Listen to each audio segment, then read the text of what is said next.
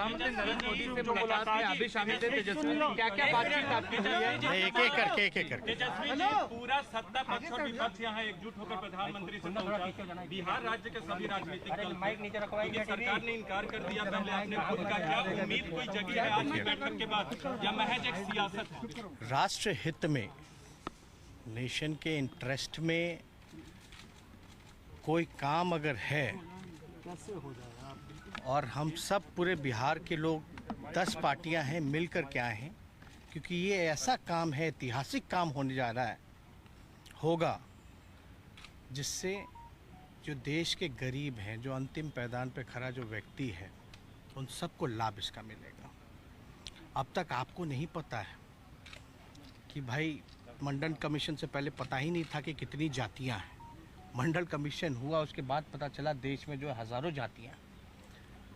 और इसमें एक बात समझने की ज़रूरत है, जब जानवरों की गिनती होती है, पेड़ पौधों की गिनती होती है, तो इंसानों की भी होनी चाहिए। SC ST का होता रहा है, और धर्म के आधार पे भी जो है, रिलीजन का भी जो है, बात पता चला देश में जो है हज़ारों जातियाँ।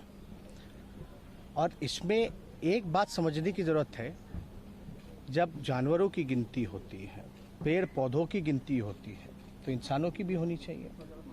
SC ST का होता रहा है, और धर्म के आधार पे भी जो है, रिलीजन का भी जो है, वो उसकी भी काउंटिंग होती है। हम ये जानना चाहते हैं कि हो क्यों ना, क्यों नहीं होना चाहिए? जब आपके पास कोई साइंटिफिक आंकड़ा है ही नहीं, तो आप कल्याणकारी योजना तो कर ही नहीं सकते। गवर्नमेंट के पास अभी, किसी भी सरकार के पास स्पष्ट आंकड़ा या कोई इस विषय में जानकारी जो है कि भाई कौन ऐसा समाज का लोग है जो दिहाड़ी मजदूर है, कौन ऐसे लोग हैं जो भूमिहीन हैं, कौन ऐसे जो लोग हैं जो भीख मांगते हैं। तो ये काम तो अभी, जैसे केंद्र सरकार ने OBC की दिया है कि भाई राज्यों को, कि कोई भी जात जो है OBC में राज्य चाहे तो डाल सकती है, लेकिन क्या बेस होगा उसका? तो आंकड़े आपके पास होंगे तब तो आप तय कीजिएगा, तब आप किया जाएगा। और इसमें सब लोग, एक तो ऐतिहासिक काम हुआ, और पहली बार हमको लगता है कि किसी राज्य के द्वारा सभी पार्टियां, जिसमें BJP भी इंक्लूडेड है, उन सब ने मिल करके जो है 2 बारी बिहार विधानसभा से पारित किया गया। तो अब प्रश्न जब पूछा गया पार्लियामेंट में, तो बोला गया कि कोई पॉलिसी नहीं है।